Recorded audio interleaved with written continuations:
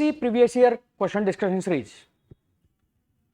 इस सीरीज से आपका थॉट डेवलप हो रहा होगा कि क्वेश्चन कैसे फ्रेम होते हैं, आपको आंसर कैसे करना है और आपका पढ़ने का सोर्स क्या होगा। ये क्वेश्चन आंसर क्या होगा, कमेंट करके बताइए। यह क्वेश्चन यूपीएससी का 2010 का है, मैंने जानबूझकर ये दिया है। सेम क्वेश्चन जब हमने लेक्चर फर्स्ट किया था तो हमने क्वेश्चन जो है यह है किया था, acid rain is caused by 2013 का क्वेश्चन, और ये क्वेश्चन 2014 का। अगर आप जल्दबाजी में होंगे ना, तो अगर ये क्वेश्चन यूपीएससी रिपीट करता है तो आपने आंसर कुछ में से डी रिपीट किया होगा। इस सीरीज को ऐसा नहीं करना है कि बस आप लेक्चर सुन रहे हो, आपके पास ज्योग्राफी इकोलॉजी की पीडीएफ नहीं है तो आप द कोर आईएएस जो टेलीग्राम चैनल है इंग्लिश हिंदी में, और यहीं पर एक और चैनल होगा आपको मिलेगा टारगेट प्रीलिम्स, इन दोनों पर आपको यह पीडीएफ मिल जाएगी, या द कोर आईएएस जो ऐप है वहां पर भी, जो प्ले स्टोर पर ऐप है वहां से पहले वो आप क्वेश्चन खुद कीजिए, फिर यह देखिए कि आप गलती क्या कर रहे हैं। अदरवाइज कोई पर्पस नहीं रहेगा, आप केवल सुनोगे, अपनी गलतियों को दूर नहीं करोगे। वो करना है, जैसे आप में सभी कई लोगों ने इसका आंसर डी किया होगा, बट आप फिर इसको कैजुअल ले लेते हो कि ये तो ठीक है, ये तो छोटी सी गलती थी। बट वो छोटी गलती ही जो है वो एक दो मार्क्स से आपका प्रीलिम्स रोकती है, और जब वो 1 और 2 मार्क्स से रोकती है तो आप क्या करते हैं, एक बुक को हटाते हैं, उसकी जगह 4 बुक और पढ़ने लगते हैं। बट वह जो है यूपीएससी प्रीलिम्स क्लियर करने का रास्ता नहीं है। ये नहीं होगा ना, नाइट्रोजन और सल्फर होगा, आंसर क्या होगा 2 और 3, सिंपल क्वेश्चन। इसलिए लोग बोलते हैं एग्जाम में पेपर टफ है, बट रूम पर जब आप इसको करोगे तो आसान है। वो टफ क्यों है वो आपको पहचानना है इन क्वेश्चंस के द्वारा। नेक्स्ट क्वेश्चन हम देखते हैं, ये आपके रिसोर्सेस एसिड रेन के। Next question, with reference to Bombay natural history society consider the following statement. Bombay natural history society के संदर्भ में निम्नलिखित कथनों पर विचार कीजिए। आंसर क्या होगा, ऑप्शन है आपके सामने। पहला मैं बताता हूं यह क्वेश्चन पूछा क्यों है, आप आंसर करिए पहले। जनवरी में वाटर बर्ड सेंसस न्यूज में रहता है, उसका ऑफिशियल पार्टनर इंडिया में कौन है? हर साल पढ़ते हैं, 2014 का क्वेश्चन है। यह बीएनएचएस जो है इंडिया का एक प्रोमिनेंट एनजीओ है जिसकी स्थापना प्री इंडिपेंडेंस से पहले हुई थी। अगर आपको इतना पता लग जाता है कि यह एनजीओ है, आप कौन सा ऑप्शन कट कर सकते हैं? ये वाला, ऑटोनोमस ऑर्गेनाइजेशन नहीं होगी। Second option natural history society, अगर इसको आप डिकोड कर लेते हैं आप सोचेंगे ये तो होगा ही होगा, और वैसे भी 1 हटाते हैं तो आपके पास 2 और 3 ओनली, मतलब 2 तो होगा ही होगा। और व्हेन दिस इज एनजीओ क्या करता है, उसका मेथोडोलॉजी क्या है, अगर आप वो सोच लेते हैं और थर्ड पिन पॉइंट नहीं भी पड़ा है, आप सोचेंगे यस ये होगा कि एनजीओ इनके द्वारा अवेयरनेस जो है जनरेट करेगा, जनता में जो है प्रकृति के बारे में बताएगा, तो ये होना ही होना चाहिए। इसलिए इसका आंसर क्या है, सी।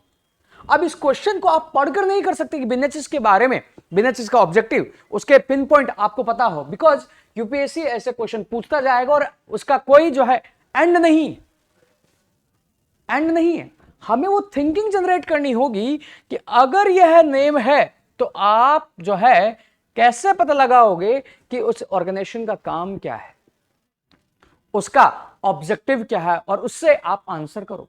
और यही जो बीएनएचएस है जिसका लोगो हॉर्नबिल है, और इसी कारण यूपीएससी ने पास्ट में हॉर्नबिल पर भी क्वेश्चन पूछा जो हमने देखा था, जिसमें आपसे एक गलती करवाई गई थी, हायर रीजन्स ऑफ हिमालय, यहीं से क्वेश्चन है। बीएनएचएस पूछा, हॉर्नबिल पूछ लिया, और हॉर्नबिल पूछने का कारण यही नहीं, आपका नागालैंड हॉर्नबिल फेस्टिवल जो अभी भी न्यूज में है यही है। तो आपको इन क्वेश्चन को देखना नहीं है, वो थॉट कैच करना है, और इसी थॉट से आपको अपना एनवायरमेंट भी पढ़ना है, बिकॉज एनवायरमेंट ऐसा सब्जेक्ट है जिस पर हम ध्यान ही नहीं देते। हमें पता है कि एनवायरमेंट के बिना प्रीलिम्स नहीं होगा, बट एनवायरमेंट को हम जो है बस खाना पूर्ति उसकी कर देते हैं और फिर कहते हैं कि प्रीलिम्स नहीं निकला। Next question, with reference to GF which of the following statement is correct. ये बेसिक और फंडामेंटल्स हैं जो ऑर्गेनाइजेशंस हैं, बट यही क्वेश्चन बाद में जो टॉपिक्स हैं उनमें प्रोटोकॉल, कन्वेंशन और इंटरनेशनल ऑर्गेनाइजेशन जो एनवायरमेंट संलग्न है उन पर भी क्वेश्चन है, वहां भी ये रिपीट होगा।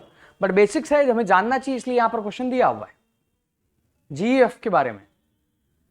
It serve as a financial mechanism for CBD and United Nation framework convention on climate change. It undertakes scientific research on environment issues at global level. It is an agency under OECD, both A and B. यहां पर यह तो आपको मालूम चल जाएगा कि यह नहीं।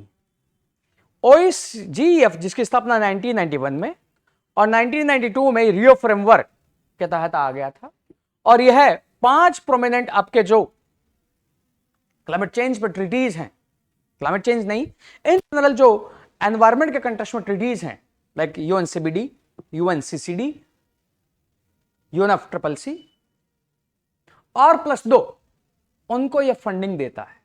यह अपना कोई रिसर्च, अपनी इसकी कोई बॉडी नहीं है, इसलिए ये नहीं। और यह जब क्वेश्चन आया था तो हो सकता है आपको उस समय टफ लग रहा हो जब आपने इसको जीएफ को ना पढ़ा हो, पर अगर आपको थिंकिंग पता है कि यूपीएससी इंटरनेशनल ऑर्गेनाइजेशन पूछता है, तो जो प्रोमिनेंट इंटरनेशनल ऑर्गेनाइजेशंस हैं, प्रोमिनेंट इंटरनेशनल एनजीओज हैं, उसके बारे में आपको मालूम होना चाहिए। तो आपको पता लग जाएगा कि यूपीएससी कुछ नहीं पूछ रहा है, बट डेफिनेट कुछ ही पूछ रहा है चीजें, बट हमारी नजर वहां नहीं जा रही, बिकॉज हम वो पढ़ ही नहीं रहे हैं। इसका आंसर है ए। यस, मैं मानता हूं कि थोड़ा आपके लिए टफ हो जाएगा अगर आपने नहीं पढ़ा है, तो उस समय आपको क्वेश्चन लीव करना होगा, बट ये क्वेश्चन इजी है। अब आगे भी जीएफ जो है इसका रिप्लेनिशमेंट का कौन सा साइकिल चल रहा है, जीएफ जो है वह और किन किन प्रोटोकॉल्स को और किन किन कन्वेंशंस को फंडिंग देता है, वह आपको यहां इस क्वेश्चन के बाद मालूम होना चाहिए, वह आपके पढ़ने का तरीका होगा।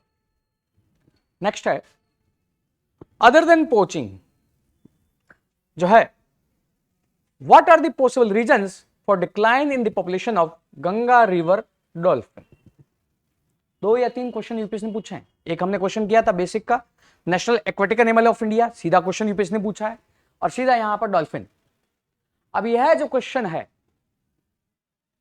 वह स्पीसीज रिकवरी प्रोग्राम, जो 21 स्पीसीज हैं जिनसे यूपीएससी क्वेश्चन पूछता है, उसमें से ये डॉल्फिन है। अब अगर आपने उस स्पीसीज के बारे में नहीं पढ़ा है, आपका आंसर क्या होगा? अभी भी ऑलरेडी 2014 में क्वेश्चन आ चुका है, आपके अकॉर्डिंग इसका आंसर क्या होगा? आपके अकॉर्डिंग इसका आंसर होना चाहिए,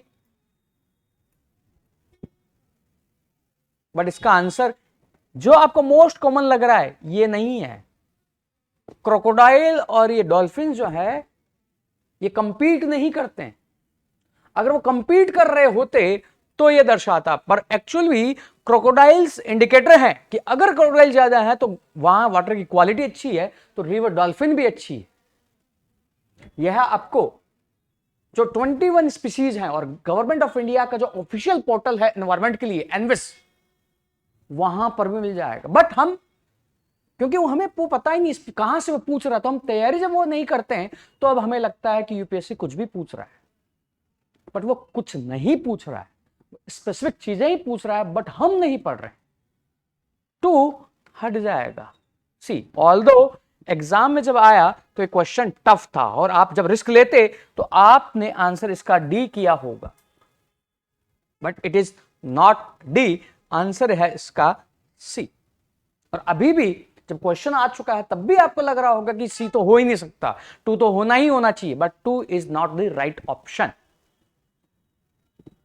नेक्स्ट, ये हमने हॉर्नबिल पहला देखा था। नेक्स्ट, बेसिक्स में consider the following: bat, bear, rodents. Which species have a hibernation phenomena? शीत निष्क्रियता किन में? बेसिक फंडामेंटल्स जो 12th क्लास की बायोलॉजी है, इसके लास्ट में ये 4 चैप्टर हैं, उनमें ये कंसेप्ट है warm blooded, cold blooded. But आज की डेट में वार्म ब्लडेड और कोल्ड ब्लडेड का कंसेप्ट यूज नहीं होता। अब इसमें हमें बियर्स पता है, बैट्स भी होते हैं, रोडेंट्स भी होते हैं। इसका आंसर है 1 2 3। यही नहीं होते हैं, और भी स्पीशीज हैं बैट, हेजगॉन्ग, वुड फ्रॉग, स्नेल्स अभी चर्चा में है, जहां पर क्लाइमेट चेंज के कारण मेल स्नेल्स आर्कटिक की तरफ ही हैं, फीमेल स्नेल्स जो है नॉर्थ की तरफ बढ़ रही है, अभी न्यूज में है ये। इन सब में भी हाइबरनेशन का जो है करैक्टरिस्टिक्स मिलता है, और यह हेजगॉन्ग यूपीएससी का 2021 का प्रीलिम्स का क्वेश्चन भी है। तो इस तरह हमें प्रीवियस ईयर क्वेश्चन देखना है। ये प्रीवियस ईयर क्वेश्चन देखना नहीं है, कैसे देखना है वह इस सीरीज से आपको मालूम करना है, और उसी अकॉर्डिंग फिर आपको एनवायरनमेंट को पढ़ना भी है, और उसी तरह के क्वेश्चंस आपको करने जो आपकी थॉट को जनरेट करवाए। वो क्वेश्चन नहीं जिसमें आप केवल रट्टा मार रहे हो, रट्टा यूपीएससी क्वेश्चन नहीं। और हमेशा जो प्रीलिम्स रुक रहा है वो एक क्वेश्चन, दो question, because maximum fight of prelims is of 45 to 55 question. उसी बैरियर को आपको ब्रेक करना है, और उसके लिए द कोर के द्वारा मेंटरशिप प्रोग्राम जनवरी से ही चालू किया जाएगा, और उसके लिए जो है टेस्ट डेट्स वगैरह वो आपको जल्द ही अनाउंस कर दी जाएगी। So like this video, share this video, subscribe to the channel. Thank you.